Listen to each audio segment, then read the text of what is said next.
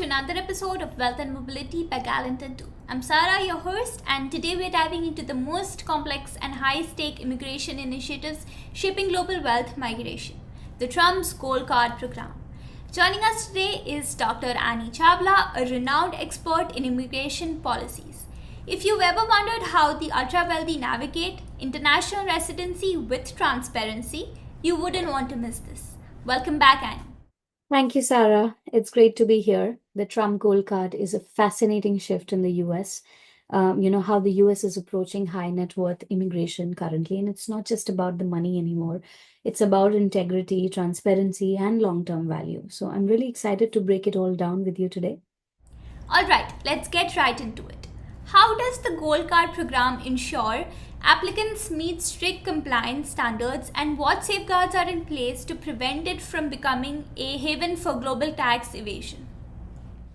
The first and foremost thing is tax compliance and global financial transparency. Applicants must demonstrate a very pristine tax compliance history to align with the program's goals of attracting responsible economic contributors.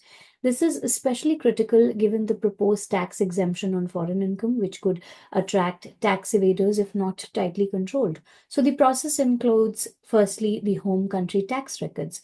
For example, somebody from India means they're submitting their returns filed with the income tax department verified by the USCIS through bilateral tax treaties. Discrepancies like any unreported offshore accounts, they will lead to prompt investigations, right? The second thing is global tax obligations for applicants with international assets. For example, authorities verify compliance with tax treaties under the OECD's Common Reporting Standards, which is the CRS standards, which 110 countries use to share financial data, right? If an applicant has, for example, 50 million trust in the Cayman Islands, USCIS will ensure taxes were paid per Cayman and home country laws, right? So that's global tax obligations. And then you talk about important compliance methods like the one that are laid down by FATCA and FBAR compliance. Applicants must disclose all foreign accounts exceeding $10,000 under FinCEN's report of foreign bank and financial accounts, that's FBAR, and comply with FATCA reporting for assets in the non-US institutions. The IRS also may require a pre-clearance review to confirm no outstanding US tax liabilities are there, especially if the applicant previously conducted US business. For example, I'll say a 20 million Swiss account must be reported, for example, with bank statements proving compliance. And then we have the IRS pre-clearance. The IRS may issue a tax compliance certificate requiring applicants to submit a very detailed financial affidavit. Again, non-compliance like failing to report a 5 million Dubai account or any other account you may have in any other country with a very high volume of money, that could lead to a rejection or penalties up to 50% of the account balance, right? So this focus on fiscal transparency absent in the EB-5's lighter tax checks, and this ensures applicants aren't using the program to dodge taxes, aligning with the deficit reduction goal, right? And how does the Gold Card program assess the personal and professional integrity of applicants? And why is this qualitative vetting seen as crucial to its success? So I'll say beyond financial and security checks, the program evaluates applicants' character to ensure they meet the world-class standard articulated by the Secretary Lutnick, right? This is a very qualitative assessment, which is very unique to the Gold Card. And of course, it includes things like, firstly, your reputation analysis. So USCIS reviews media coverage, your social media, for example, your LinkedIn profile, your ex-boss, and public records to assess a community standing. Any negative publicity like a 2023 bribery scandal in an applicant's home country, that could lead to a rejection. Analysts use tools like Google Alerts and your Dow Jones Risk and Compliance to monitor real-time developments. And then we have professional achievements. Applicants have to submit their detailed resumes, their patents, industry awards, any letters from peers, for example, from any Fortune 500 CEO that you have an impact? Do you prove impact through that? And a tech founder, for example, with a 1 billion startup exit might highlight their Forbes 30 under the 30 listing, right? So those kind of professional achievements. Then we also, I can talk about philanthropic contributions, the evidence of charitable donations.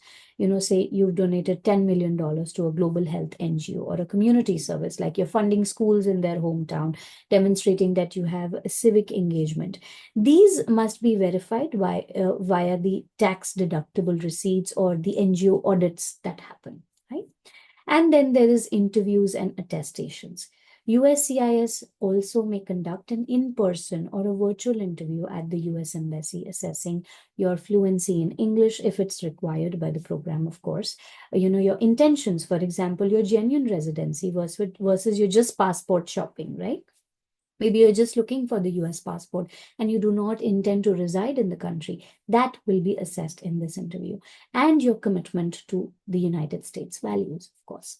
Applicants who sign affidavits under penalty of perjury with false statements, risking prosecution under, Section 18 USCS, of course, they will be liable for punishment.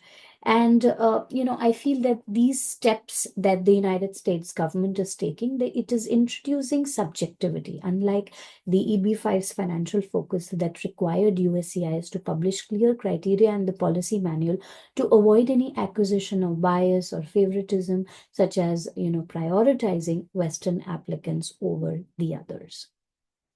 And what kind of health and medical screenings are required for the Gold Card applicants? And how do they actually align with the US public health standards under immigration law? So, as far as the health and medical screening is concerned, as per the Immigration and Nationality Act, applicants have to undergo medical examinations to ensure they don't pose any public health risks. And that could involve your physical exams. These are, of course, conducted by the USCIS approved physicians, typically at designated clinics in the applicant's home country or US embassies. Test screens for communicable diseases like tuberculosis or syphilis, or as per the CDC guidelines. Then they might check your vaccination records. Now, because we had a whole phase of COVID, your proof of vaccinations for measles, polio, COVID-19, and others, they're certified by medical authorities.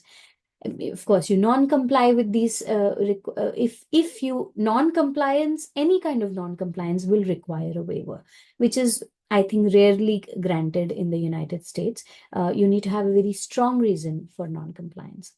And thirdly, mental health evaluations could be done, assessments to rule out conditions that are posing public safety risks, like, severe untreated disorders.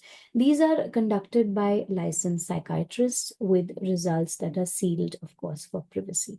So while standards across immigration programs, the Gold Card's expedited timeline, that may tempt shortcut for high profile applicants, raising concerns about consistency, because it's a fast track program, because they're saying you're going to get your permanent residency within 6 months.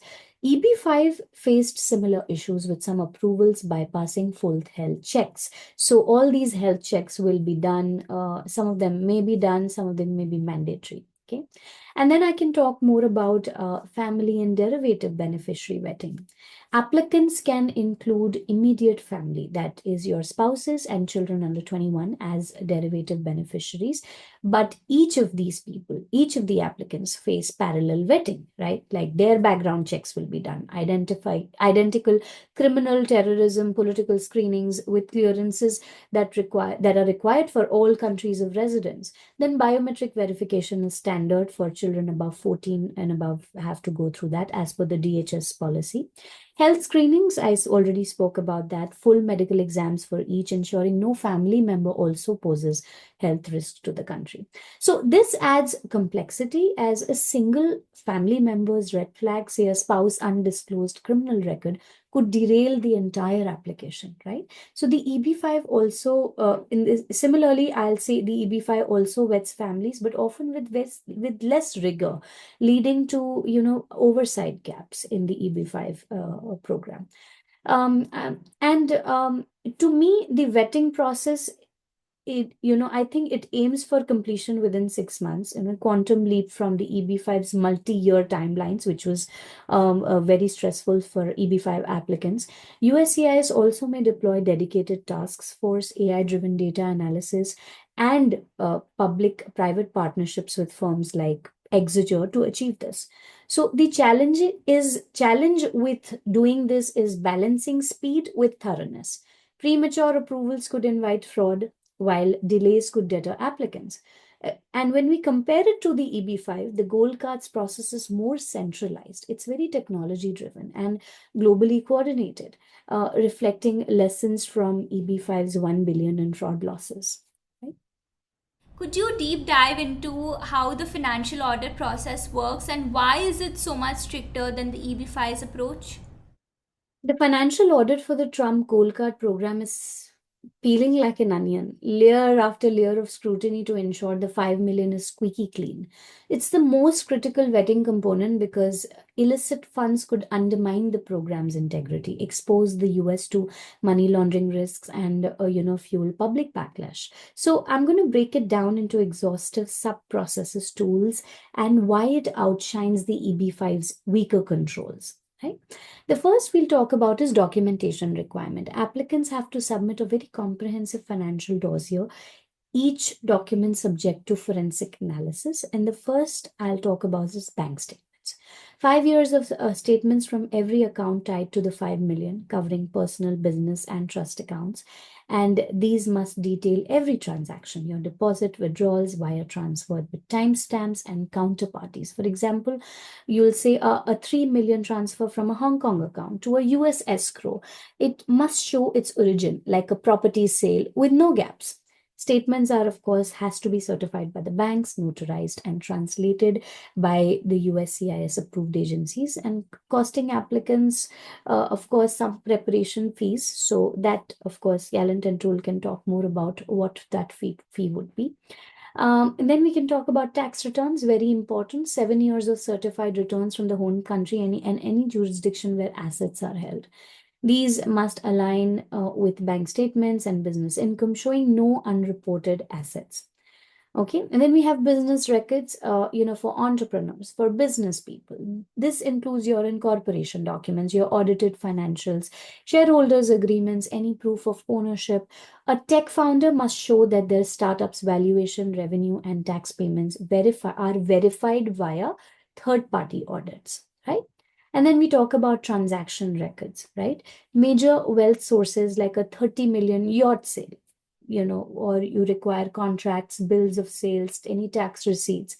Also, inheritance claims need probate records, wills, and estate tax filings are also, considered as transaction records. These are cross-checked with bank deposits to ensure no fabricated transactions have been submitted. And then, they may also ask for some bank letters by the financial institution signed by senior officers, to make sure your account is legitimate, opening dates are mentioned, there's compliance with the anti-money laundering laws there, right? The audit process that USCIS and FinCEN will lead, they will lead it with private firms like Ernst & Young, for example, providing, consulting and expertise. And of course, that will also unfold in different stages. There'll be an initial review where the analyst will verify your documents for authenticity. They will check for forged signatures, altered records, and we can talk more about the entire process of the audit as to how it's done in the upcoming podcast, and I can shed more light into that. So initial review will be done. There'll be funds tracing, there'll be cross-border verification, and the algorithms that are similar to those used by JP Morgan's Coin platform. They analyze 100,000 plus data points per applicant, flagging patterns like rapid transfers through high-risk jurisdictions. All of these are AI anomaly detection. So that's the audit process that usually is implied in such situations. When I talk about compliance standards, the audit adheres to the Bank Secrecy Act, the FATCA, and the US Patriot Act. These are the three compliance standards that they have to adhere to. And we are aware of the fact that with EB5, the EB5's source of fund checks were very notoriously inconsistent. And that's why it was more stricter with the EB5, with some regional centers accepting vague documentation, leading to fraud cases like the 147 million Chicago Convention Center scam. The Gold Card's centralized tech-driven approach with mandatory third-party audits and global data sharing addresses these gaps. EB5 audits often stopped at the investment's entry point, while Gold Card audits, they trace funds back decades if needed. So the 5 million threshold also attracts a very high scrutiny, as the fund's economic and political impact is very exponentially greater.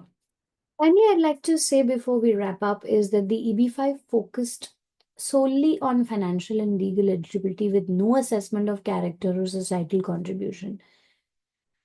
An EB5 applicant could be a recluse with no public profile and still qualify if their $800,000 investment checked out. The Gold Card's integrity assessment is inspired by programs like the Canada's Immigrant Investor Venture Capital Pilot, which prioritized entrepreneurial impact, which aims to select applicants who enhance the US's global image. However, its subjectivity risks criticism. Without transparent criteria published in the USCIS policy manual, accusations of favoring certain nationalities or industries could arise. The EB5's lack of such a step avoided this risk but missed the opportunity to create the elite contributors. And that's all for today's deep dive into the Gold Card program and the new frontier of elite immigration. A huge thanks to Dr. Rani Chawla for sharing her incredible insights. To learn more, visit galto.com, and don't forget to like, subscribe, and share this episode with anyone that's fascinated by the intersection of global wealth and mobility. Until next time, I'm Sarah, and we'll see you again. Thank you so much, Gallant and Toole and Sarah, for having me today. And then I hope to speak to you all again in detail about the Gold Card Trump program in the upcoming podcast. Thank you, listeners, for listening.